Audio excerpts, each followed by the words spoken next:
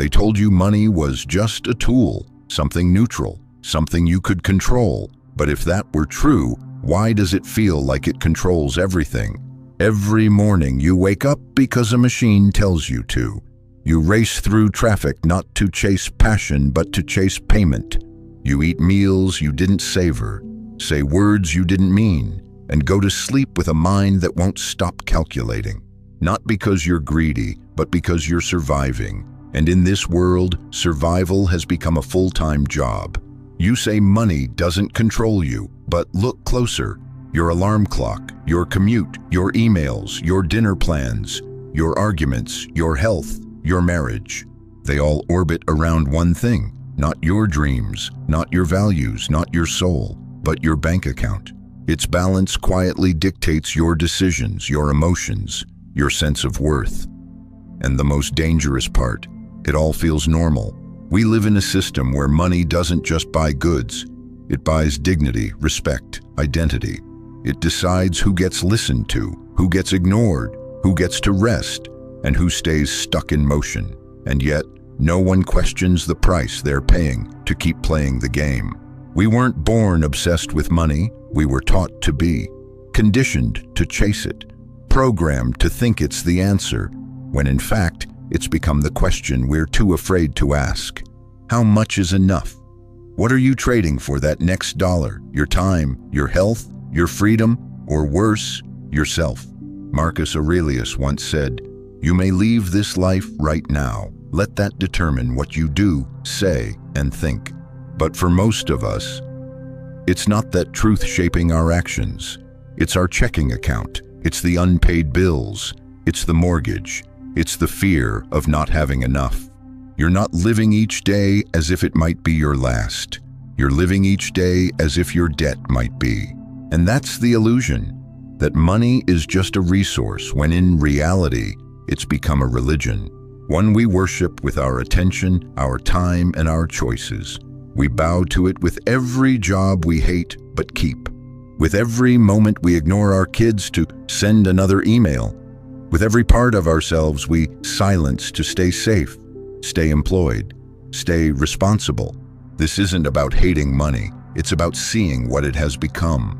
When a number in an account has the power to dictate your self-worth, when the pursuit of more turns into the avoidance of meaning, something is broken, not just in the system, but in how we see ourselves. Because if your life is being driven by something you don't control, can you really call it your life? The truth is, most people aren't chasing wealth. They're running from fear. The fear of being left behind, of not being enough, of falling out of the game. But what if the game was rigged from the start? What if it was never about making enough, but about making you never feel enough? Because if they can keep you striving, they can keep you spending. And if they can keep you spending, they can keep you scared. And if you're scared, you won't stop to ask the question that could shatter the whole thing. Why am I doing any of this? The world has trained you to believe that money is safety, that control is peace, that survival is success. But Marcus Aurelius saw the trap, and he left us with the reminder we keep forgetting. You may leave this life at any moment. So why are you letting your bank balance dictate how you live it? Because the tragedy isn't that money matters. The tragedy is that it matters more than meaning, more than truth, more than presence. And slowly, silently, you trade away the parts of you that can't be bought for the illusion that someday you'll have enough to finally start living. But someday never comes because you were never taught how to live, only how to earn. Money by itself means nothing. It's paper, metal, digital numbers in a database. It has no ethics, no soul, no agenda, but society gave it one. Over time, money wasn't just a tool. It became a measure of virtue. We stopped seeing it as a resource and started seeing it as a reflection of character. If you had it, you were smart, ambitious, worth listening to. If you didn't, you were lazy, irresponsible, or worse, irrelevant. That's how the system trains us to think, not because it's true, but because it keeps us in line. Somewhere along the way, we stopped asking what kind of person someone is and started asking what they earn. And in that subtle shift, money became moral. Rich meant right. Poor meant failure. Simplicity became synonymous with giving up, and wealth, that became the ultimate proof you were doing life correctly. According to a 2022 study by Pew Research, 61% of Americans judge a person's value based on their ability to make money, not their kindness, integrity, or depth of thought. That means, for the majority of people, your bank account says more about you than your character. That belief system infects everything. A brilliant teacher working 2 jobs is seen as just getting by, while a hedge fund manager exploiting economic loopholes is hailed as a genius.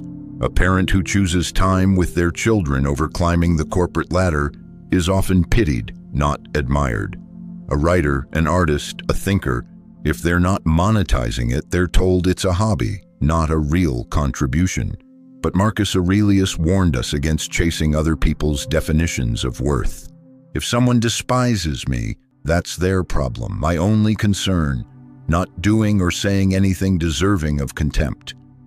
In other words, your job isn't to impress the world. It's to stay aligned with your own principles, but try telling that to a culture that sees money as a scoreboard. It's to stay aligned with your own principles, but try telling that to a culture that sees money as a scoreboard, as if numbers define purpose, as if income equals insight. And so we quietly erase everything that doesn't translate into dollars. Empathy, creativity, presence, wisdom. These things can't be measured by profit, so they're undervalued, dismissed, forgotten. This is how money becomes a god, not because it deserves worship, but because we stop believing in anything else. And when that happens, people stop living honest lives. They chase the appearance of success instead of meaning. They compromise what they love for what pays. They silence their real selves for what sells.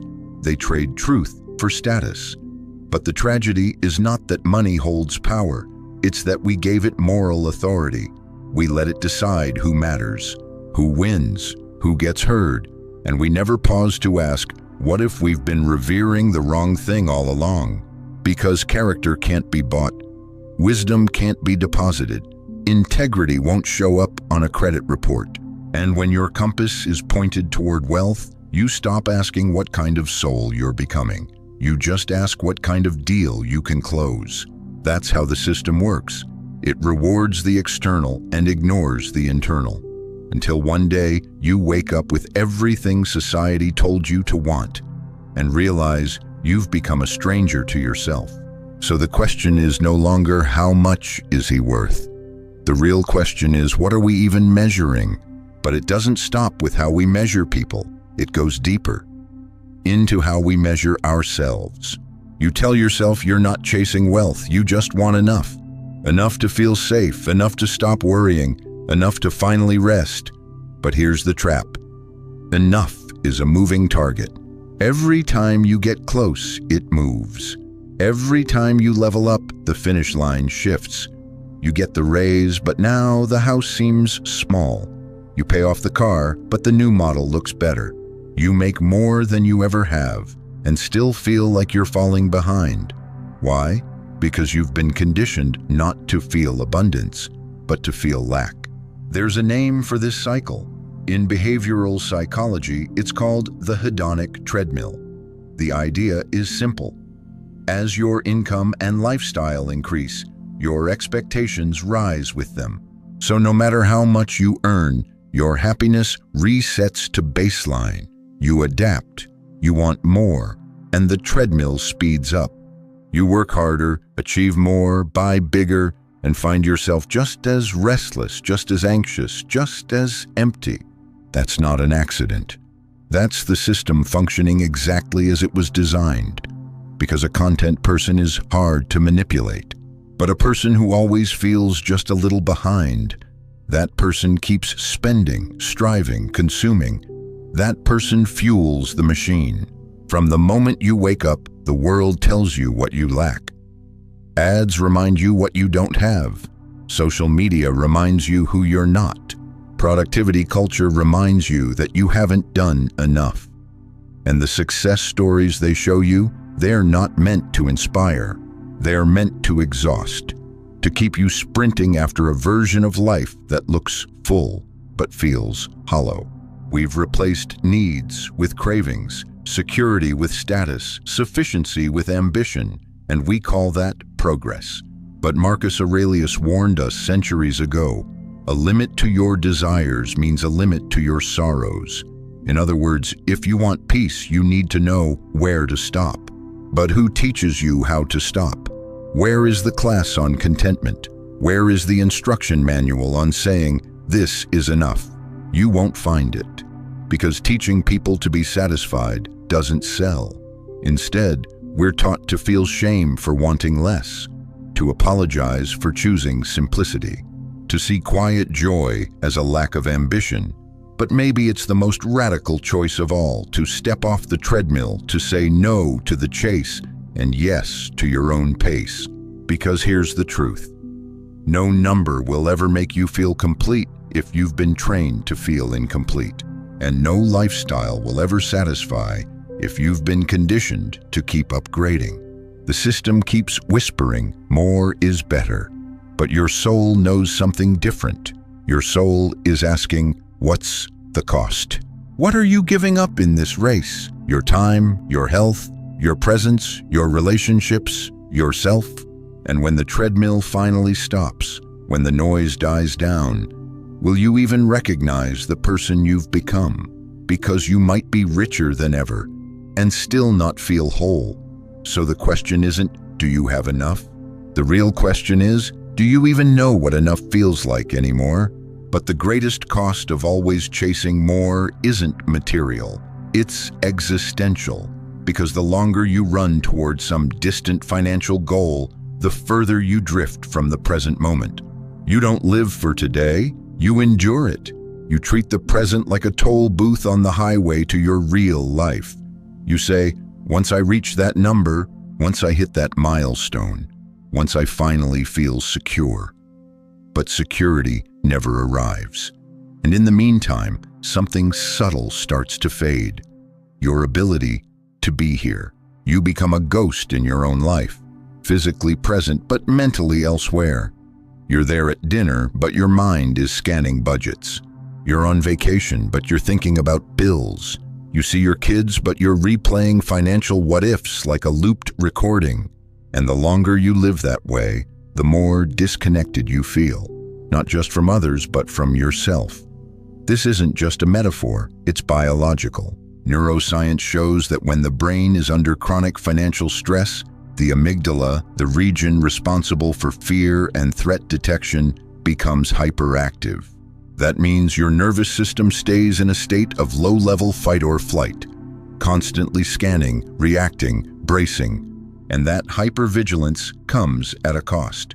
Studies reveal that people experiencing financial anxiety show reduced activity in the prefrontal cortex, the part of the brain responsible for focus, long-term planning, empathy, and moral decision-making. In simple terms, the more you worry about money, the harder it becomes to concentrate, to connect, and to act with clarity or compassion.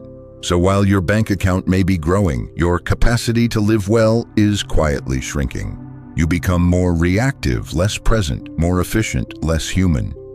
Richer in numbers, but poorer in spirit. And here's the irony. The very thing you're trying to earn more of, peace, freedom, fulfillment, is the very thing being drained by the way you're earning it. Because you've been taught that later is where life happens. That if you sacrifice presence now, you'll buy joy later. But later is just another form of postponement. And postponement becomes a way of life. We weren't built to live in hypothetical futures. We were built for presence, for wonder, for connection, for now. But when money becomes your lens, everything else gets blurry. Beauty becomes background noise. Silence becomes uncomfortable. Stillness feels like laziness. And before you even realize it, you've become a stranger to your own existence, always scanning forward, always just out of reach. Marcus Aurelius warned of this trap centuries ago. Don't waste what's left of your life in guessing other people's souls, instead of attending to your own. But that's exactly what we do. We trade inner clarity for outer comparison. We neglect the soul for the scoreboard. We let spreadsheets decide what our lives should feel like.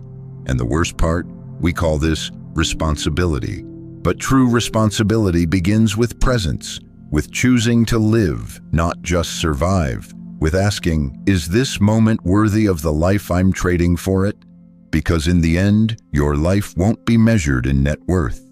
It'll be measured in awareness, connection, and how fully you inhabited the moments you were given. So the question isn't just, how much do you have? The deeper question is, how much of you is still here? You were told money was your tool, that it was something you used to build a life, create options, shape your future. But somewhere along the way, the roles reversed. You don't use money anymore, it uses you. You plan your week around it. You shape your values around it. You say yes to things you hate and no to things you love because of it. You sacrifice your time, your truth, your peace, not for joy, not for meaning, but for income. And maybe the most dangerous part is this. You call that normal. You call that being responsible. But let's be honest. How many people stay in jobs that drain them just to keep the paycheck coming? How many accept projects they know are unethical because the bonus is too big to walk away from? How many stay silent when they should speak up because truth pays less than compliance? We tell ourselves we're in control. But if you can't say no, are you really free? If your choices are shaped by fear, fear of losing status, security, or salary, then who's making the decision? You or your bank account? Marcus Aurelius said it simply, he who is not free from desire is a slave, even if he is an emperor.